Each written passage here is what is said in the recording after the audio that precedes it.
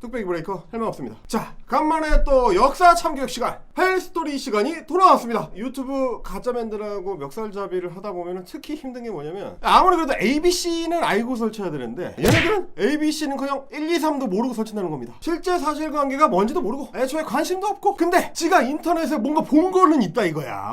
내가 나무위키에서 봤어! 그래서 그걸 가지고 역사 유튜브로 한다고 설치입니다. 혹시 오늘도 서인일까요? 아, 오늘은 서인이는 아니고 그 하위 저 호환쯤 됩니다. 이 친구 자꾸 역사한다고 그러니까 우리 캡틴이의 헛소리를 일단 들어보시죠. 5.18 유공자 자체가 잘못됐다는 게 아니에요. 그러나 사실 이러한 현 제도가 타 지역 사람들에게 불만으로 작용한 건 사실이에요. 민주화 운동은 광주만의 전유물이 아니었는데 김영삼 정권 당시 5.18 유공자, 그것도 광주만이 성역화가 되고 혜택이 부각이 되면서 지금 같은 지역 간의 갈등 문제로 발전한 것 역시 한몫했어요. 자, 쟤네들이 그 민주화운동 관련해가지고 하는 헛소리의 패턴이 정해져 있습니다. 민주화운동 얘기하는 거, 고평가받는 거, 이런 거 자체가 그냥 애초에 싫은 거예요. 듣기 싫어. 근데 그렇다고 찐 일베처럼 민주화 당했다, 이런 소리를 할 수는 없으니까 어떻게든 깎아내리기 위해서 머리를 쥐어 짜내가지고 저런 식의 인터넷 밈을 만들어냅니다.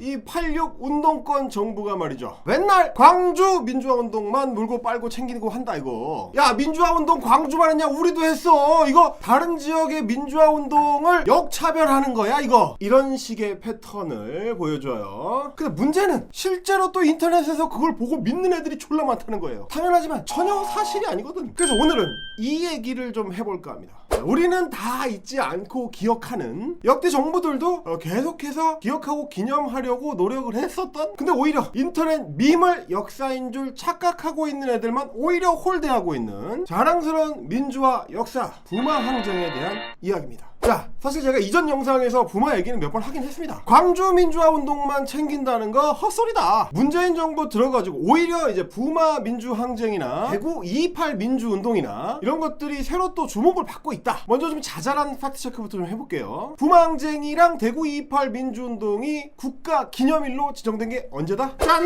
문재인 정부 때입니다. 자, 사실 이 문제에 관심이 조금이라도 있는 사람이라면 다 아는 얘기입니다. 왜냐면 언론에서도 졸라 많이 떠들었기 때문에. 그래서 이 행사에 현직 대통령이 직접 참가를 해가지고 기념사를 했던 그런 역사도 당연히 문재인 대통령이 처음입니다. 왜냐? 처음으로 이 정부 들어가가지고 국가 기념일로 지정을 했고, 그래서 정부가 공식적으로 주재한 첫 기념식이거든. 대구 228 민주운동 같은 경우는 타 지역 사람들은 사실 잘 모르던 거예요. 그만큼 의미가 좀 많이 잊혀져 있었던 사건인데, 그걸 문재인 정부 들어와가지고 정부 수립 이후에 최초의 학생 민주화 운동이다 라는 의미를 적극적으로 발굴해낸 케이스입니다.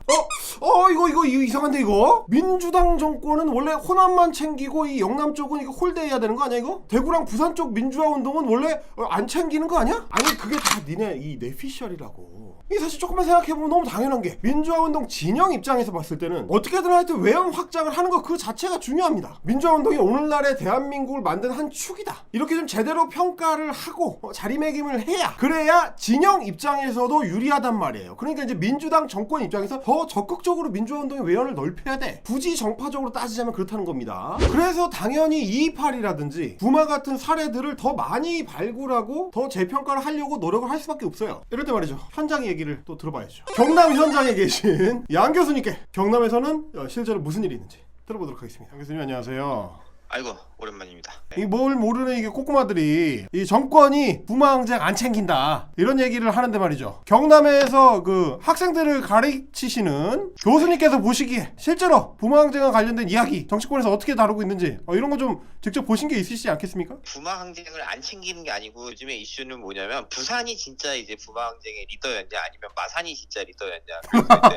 부산은 대학교가 많으니까 이제 학생 운동을 하던 사람들은 이제 부산이 진짜 이제 다 박정희도 끌어내렸다 뭐 이런 얘기 하는 거고, 마산은 이제 거기는 파이팅이 있잖아요. 이게 그렇죠. 마산 아재들이 있으니까 이제 그래가지고 실제로 정권이 진짜 무서워한 거는 마산에서 이제 용접기 들고 오는 아저씨들, 뭐 이제 노동자들이 언제 무슨 짓을 할지 모른다 이래가지고 이제 그런 것들을 어필하면서 실제로 행사를 지금 왔다 갔다 하면서 합니다. 네. 아니, 그러면 기념식 같은 거 하면 요즘 저 민주당 정치인들 코빼기도 안 비치고 이런 거 아닙니까? 시작하는 날을 마산에서 하면 이제 마치는 날을 부산에서 하는데, 그 지역에 있는 이제 뭐 이렇게 의원들 다 다 오고 그 다음에 이제 도 관련 이제 단체장들 오고 뭐 이렇게 다 오죠. 개회식을 부산에서 하면은 마치는 거 폐회식을 마산에서 하고 이렇게 하는 겁니까 이게? 예. 그 다음에는 이제 마산에서 아. 이제 개회식을 하고 그 다음에 이제 이게 무슨 저 한일 월드컵 같은 건가요? 이게? 왜냐면 둘 다 양보할 수가 없으니까. 그렇지. 그런 식으로. 알겠습니다. 감사합니다. 자, 그러니까 말이에요. 이 문제에 대해서는 애들이 지금 거꾸로 우기는 거예요. 부마항쟁이 그동안 왜 상대적으로 잊혀진 민주화 운동이 됐느냐. 이 근원을 따져보면 말이야. 기존 영남 출신 집권 세력들의 탓이 더 크다라는 평가가 나올 정도입니다. 서강대 선호철 교수의 분석인데요. 부마항쟁 30주년이었던 2009년 요 칼럼을 한번 보십시오. 부마항쟁이 홀드받는 이유, PK의 정신적 분열? 자, 80년대까지만 해도 부산 마산 지역 사람들이 이제 부마항쟁을 굉장히 자랑스러워 했는데 1990년에 YS가 3당 합당을 딱 합니다. 그 이후로는 언급을 잘 안 하게 됐다. 이런 얘기예요. 이 같은 PK의 상대적 진보성이 바뀐 것은 90년 3당 통합 이후다. 이후 PK와 결합해 한나라당과 냉전적 보수 세력의 기반인 보수적 영남 지역주의로 변신하고 만 것이다. 그 결과가 바로 자신들의 자랑스러운 유산인 부마항쟁에 대한 부산과 마산 시민 그리고 PK의 지금과 같은 외면이다. 특히 YS가 대통령으로 있고 정치적으로 힘을 가질 때만 해도 YS와 부마항쟁과의 인연 때문에 그런대로 대접을 했다면 그 이후에는 완전히 변하고 만 것이다. 그러니까 80년대까지만 해도 부산 마산 사람들 입장에서도 부마항쟁은 굉장히 자랑스러운 역사였어요. 근데 90년에 YS가 군부 독재 세력이랑 연합해가지고 3당 합당을 딱 해서 그렇게 해가지고 권력의 한 축이 된 이후로는 일종의 영남 연합 정권의 이제 구성원이 돼버리니까 민주화 운동의 전통을 얘기하는 게 조금 좀 거시기하다 이거예요. 그래서 오히려 영남 사람들이 더 좀 쉬쉬하게 됐다. 그러니까 이 PK 지역의 원래 성격, 민주화 성지로서의 성격을 복원하는 거. 그렇게 해서 군부 독재 세력과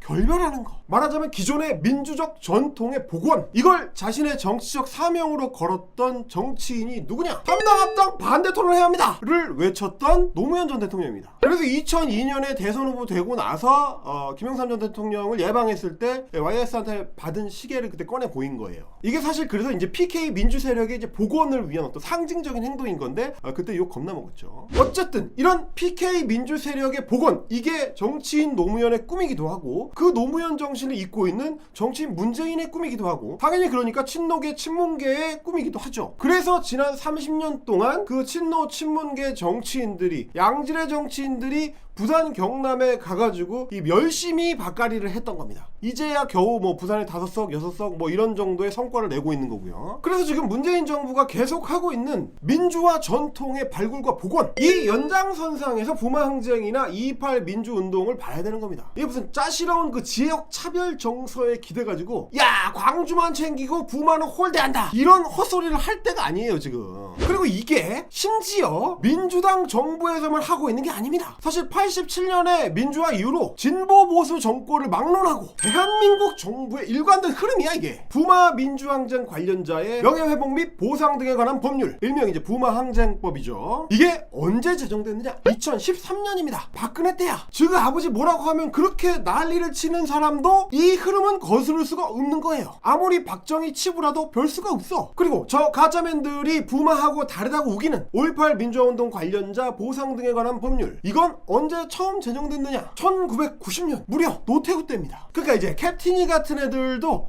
광주에 대한 복권이 오래전에 시작된 건 알았을 텐데 집단에는 아마 김대중 때는 아닌 것 같고 그럼 김영삼 때인가? 요 정도로 생각했겠지만 땡입니다. 광주에서 학살이 벌어지고 10년밖에 안 됐을 때 그 시점에서부터 이미 민주화 운동이라는 그 명칭을 달고 보상법이 만들어졌어요. 물론 노태우야 95년에 5.18 특별법으로 자기가 내란범으로 수감될 줄은 몰랐겠지. 그러니까 미리 그냥 선수 쳐가지고 이거 치우려고 한 거죠. 배상이라고도 안 하고 법적 배상이라고 하면 안 되니까 보상이라고 해가지고 퉁치려고 한 건데, 그래서 두 개의 법안을 나란히 놓고 보면 말이죠 구조가 똑같습니다. 이런 보상과 관련된 법률들은 국가유공자법에서부터 개별 민주화운동 보상까지 거의 다 같은 형태의 구조로 돼 있습니다. 구조가 왜 다르면 안 되느냐? 법률 체계라는 게 기본적으로 일관성이 있어야 되기 때문에 보상과 관련된 법률들은 다 비슷한 구조를 가지게 돼 있어요. 그래서 각각의 조항들을 봐도 자 이렇게 목적, 정의, 유족의 범위, 위원회 구성, 보상금, 생활지원금, 의료지원금 등등 이런 식으로 조항의 번호만 시대상에 따라서 조금씩 달라질 뿐이지 항목이나 내용은 거의 똑같습니다. 다만 이제 부마 같은 경우는 아직까지 제대로 된 진상규명위원회 활동을 해본 적이 없기 때문에 그 진상규명위원회 관련된 내용을 이 법률 안에 이제 집어넣었다. 그리고 이제 광주는 처음 90년에 만들어질 때는 진상규명 같은 거 하면 노태우가 큰일 나니까 그걸 안 했었으니까 나중에 따로 이제 5.18 특별법 같은 걸 만들어가지고 분리를 시켜놓은 그런 구조상의 차이만 있을 뿐이다. 자, 부마항쟁은 다들 알다시피 1979년 10월 부산 마산을 중심으로 펼쳐졌던 유신 반대 투쟁입니다. 먼저 대학생들이 반유신 시위를 벌이기 시작합니다. 그거를 경찰들이 이제 강경 진압을 하고 그 꼴을 보다 못한 일반 시민들이 뛰쳐나와서 시위에 합류하는 요 이제 패턴을 가져갑니다. 근데 79년 10월에 부산 마산의 정보 보고를 받아보니까 이 분위기가 이게 심상치가 않은 거예요. 박정희 애들이 봤을 때는 이거 대충 해가지고는 이거 쉽게 진압이 안 될 것 같아. 그래서 우리 저 하시피가 좋아하는 남산의 부장들에도 이런 장면이 나옵니다. 학생부터 일반 시민까지 상황이 4.19 때와 비슷하게 전개되고 있습니다.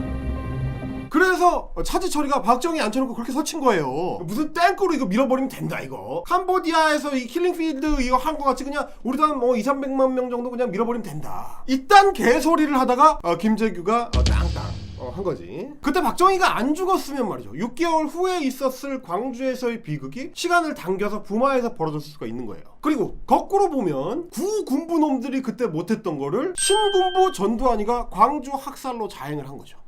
이거 이렇게 그냥 도시 하나 봉쇄해놓고 그냥 쌍탱크로 밀어버리면 되는 거 아니야? 이런 식의 천일공노한 발상. 그러니까 부마는 군대가 발포하지 않은 광주인 거고 부마에서 발포가 있었다면 소위 민중들의 저항이 본격적으로 시작됐을 수도 있다. 민중들의 저항이 뭐야? 광주에서 했듯이 예비군 창고 털어서 무장하는 거죠. 왜냐면 부마의 당시 항쟁 양상이 겁나 강렬했거든. 자, 여기서 증언 들어갑니다. 당시 부마항쟁에 직접 참여를 했다가 빵사리도 선수하셨던 2004년에는 민주노동당 정책위 의장, 2019년에는 바른미래당 혁신위원장을 지내신 이거 족보가 애매한 커리어를 가지신 하여간 주대한 선생 주쌤의 증언을 보면 이 항쟁의 성격을 좀 짐작을 해볼 수가 있습니다. 요즘 이제 인터넷에서 부마 항쟁으로 이제 사진 검색을 하면 주로 이렇게 얌전한 사진들이 많이 나옵니다. 자, 이렇게 그냥 모여있는 거, 전경들이랑 대치하는 거, 이게 행진하는 거, 요런 거. 요 정도면은 그냥 봤을 때는 그냥 평범한 어떤 80년대의 풍경, 80년대 대학가의 학생들의 운동권 시위 정도? 전경들이랑 뭐 대치 좀 하고, 좀 행진 좀 하고, 뭐 좀 돌 좀 던지고, 그러다가 전경들한테 쳐맞고, 뭐 이런 거. 근데 이 사진들의 비밀, 낮에 찍은 사진이라는 겁니다. 주대한 선생의 증언을 보면, 이 마산이라는 도시가 밤이 되면 샥 바뀝니다. 낮에는 전경을 피해서 골목으로 도망을 다녀. 근데 밤이 되면 어두워지기 시작하면 깜깜해지면 역습을 시작한다 이거예요. 이게 무슨 삼국지 게임의 매복 작전이야. 당시 현장에 있었던 주대한 선생의 증언에 따르면 낮의 현장 구호는 유신 철폐 이건데 밤의 현장 구호는 불 끄라. 왜냐 이제 얼굴이 드러나면 안 되니까. 얼굴이 드러나면 이제 중정애들이 잡아가거나 이제 나중에 이제 뭐 잡혀갈 수가 있으니까 마산식으로 하면 이제 불 끄라. 자 보세요. 자 부마항쟁 당시 1979년 10월 18일 밤 마산 시민들의 구호는 불 꺼라였습니다. 중앙정보부 요원이나 경찰이 나의 얼굴을 알아보거나 사진을 찍지 못하게 하자는 것입니다. 불을 켜고 있으면 버스 헤드라이트든 뭐 택시 헤드라이트든 뭐 그냥 상가건 뭐 주택이건 막 돌 던지고 막 불 끄라 난리가 쳤다. 자 그렇게 해서 칠흑 같은 어둠 속에서 이들은 뭘 했느냐? 파출소에 불을 지릅니다. 불을 끄라고 했던 이유는 불은 내가 켠다. 자 요거 보세요. 마산의 거리는 칠흑같이 어두웠습니다. 부마 항쟁의 사진이 한 장도 없습니다. 그래서 언론에서는 흔히 이듬해 서울의 봄 당시 학생들의 시위 모습을 부마 항쟁의 사진으로 대응합니다. 그 어둠 속에서 군중은 비로소 두려움으로부터 해방되어 파출소에 불을 질렀던 것입니다. 두려움에서 좀 과하게 해방되신 것 같긴 한데 여튼 근데 민중 항쟁이라는 게 원래 이런 겁니다. 억압을 향해서 저항을 하다가 막판에는 때려 부수는 거예요 원래. 물론 뭐 이제 미국이나 유럽 같은 동네에서는 BLM 운동을 잘 하다가도 갑자기 남의 가게를 털어먹는 짓을 하긴 하죠. 뭐 애플 이렇게 털어가지고 막 아이폰 가져가고. 한국은 그게 이제 광주 민중 항쟁이든 부마 민중 항쟁이든 하여튼 남의 가게 털어먹고 그런 짓을 안 합니다 우리는. 자 이런 식의 저항은 이게 누가 시켜서 되는 것도 아니고 누가 말린다고 안 하는 것도 아닙니다. 역시 주대한 선생의 책 시민을 위한 한국 현대사를 보시면 말이죠. 이걸 아주 정확하게 해설하는 대목이 있습니다. 민주화 운동이랑 민중 항쟁이랑 뭐가 다르냐? 이거는 사실 우리가 평소에는 뭐 깊이 생각해 본 적이 없는 얘기죠. 다르다고 구별 안 하기도 하고 그렇지. 근데 그 당시에 생생한 현장에 직접 몸을 부딪혔던 사람만이 알 수 있는 어떤 감각이 있는 거예요. 민주화 운동은 기본적으로 이제 지식인들이나 학생들 중심으로 이제 형성이 되고, 그래서 이제 집단적이고 이제 조직적이고 그만큼 이제 지속성을 가지고 있긴 했는데, 이 민주화 운동 단계에서는 아직 소위 말하는 이제 민중들, 보통 사람들이 끼어들기가 좀 어렵죠. 그 사람들이 이제 잡혀가면 안 되니까 생활에 달려 있잖아요. 그래서 보통 이제 마음으로 지지를 보내거나 응원을 하거나 뭐 이런 정도. 근데 이게 참다 도저히 참을 수 없는 어떤 임계점을 이 독재 권력들이 뚫어버린단 말이에요. 야, 이 씨발 이거, 야, 이렇게는 우리가 못 살지. 이대로는 못 참겠다. 한국인들의 곤조가 터집니다. 이제 이러면 빵 하고 항쟁이 터지는 겁니다. 까고 있니? 야! 경찰이 고문해서 대학생이 죽었네. 씨발! 보도지심이 대수야! 앞뒤 재지 말고 들이박아! 예! 이걸 주도하는 이렇게 정리합니다. 지식인과 학생들의 민주화운동은 집단적이고 조직적인 움직임으로 계속 이어졌습니다. 그러나 정작 결정적인 시기에 정권을 무너뜨린 것은 지식인과 학생들의 민주화운동이 아닙니다. 평소에 가만히 참으면서 억눌려 있던 보통 시민들, 당시에 우리가 즐겨 쓰던 표현으로는 민중의 봉기입니다. 민중이 봉기를 하면 몽둥이로 경찰서나 파출소 창문을 박살낸다든지 기름을 끼얹어서 불을 질러버리니까 폭동이라고 할 수도 있습니다. 억압과 폭력에 항의를 하여 맞서 싸운다는 의미로 항쟁이라고도 하고요. 이런 상황이 되면 지식인과 학생들이 상황을 이끌지 못합니다. 오히려 놀라서 말리거나 아니면 구경꾼이 됩니다. 그러니까 이런 것들이 바로 역사책에서 이야기하는 항쟁이고, 그 역사의 현장에서는 그게 폭동이나 봉기하고 구분하기가 쉽지 않다. 그래서 이걸 무슨 라이엇이니 어쩌니 하면서 그냥 총을 빵 쏴버리면 된다라는 애들이 얼마나 멍청한 소리를 하는 거냐 이거야. 그래서 이런 어떤 역사적 파장이나 의미까지를 포괄해가지고 보면 그 폭동, 그 봉기, 그 항쟁의 어떤 거는 혁명이 되기도 하고 그런 겁니다. 근데 우리 같은 학생들은 말이죠, 그냥 이게 다 무서운 거야. 프랑스 혁명 이런 것도 말이죠, 무서워, 혁명, 목다 불태운다, 목탱강. 얘네들한테 그냥 이게 혼란이거든. 그래서 요즘 인터넷으로만 정보를 접하는 사람들 중에도 우리 처럼 잘못 생각하는 사람들이 종종 있습니다. 70년대나 80년대를 경험한 사람들하고 살고 있는 세계 자체가, 경험한 세계 자체가 너무 달라요. 그래서 70년대 80년대 그 당시에 억압의 폭력성, 그 답답함, 그 권력에 찍어 눌리는 그 울분, 그거에 대한 저항의 필요성, 이런 거를 절실하게 느끼기가 좀 힘들죠. 그러다 보면 사진이나 영상이나 인터넷 밈으로 접하게 되는 그 화면들이 소위 이제 폭동이라고 하는 폭력적인 이미지만 각인이 되게 되는 거예요. 그럼 그걸 보고 무슨 반응이 튀어나오냐? 아니 왜 경찰서에 돌을 던져? 아니 왜 평범한 시민들이 총을 들어? 아니 왜 굳이 정권에 맞서 싸우냐 이거야. 이런 21세기에 사는 속편한 비평만 하게 되는 겁니다. 왜 평범한 사람들이 저항에 나서는지, 항쟁에 가담하게 되는지 이해가 안 되니까. 그런 정보가 없는 애들끼리 모여가지고 지들이 모르는 영역을 그냥 지들의 뇌피셜 퍼즐로 맞추려고 해. 그러면 여기에 뭐가 들어가게 되느냐? 운동권, 선동꾼, 북한 추종자, 심지어 북한군, 이런 얘기에 자기들끼리 쉽게 빠져가지고 자기들끼리 또 전파를 하는 이런 양상이 펼쳐지는 겁니다. 300명이 두 번 왔다 갔다 해서 600대의 차를 회수. 두 번. 자, 그래서 우리가 이 유튜브 활동을 하고 있는 거예요. 민주화 운동들에 대해서 제대로 된 보고를 하고 재평가를 하고 다양한 자료를 수집해서 아카이빙을 하고 피해자들한테 보상하고 그 역사적 제자리를 찾아주는 거. 이런 게 중요한 이유가 이겁니다. 우리가 인터넷 밈 월드에 질 수는 없잖아요. 자, 그렇게 해야 산업화와 함께 대한민국이라는 정체성을 떠받치고 있는 또 다른 한 축, 민주화가 일베 밈으로부터 벗어나서 제대로 힘을 받을 수가 있다. 그러니까 저렇게 저도 모르면서 지가 무슨 역사 유튜브를 한다고 설치는 캡틴 TV 같은 애들이 우리를 아무리 방해한다고 하더라도 우리는 그래서 이 작업을 계속해 나가야 한다, 이런 얘기 되겠습니다.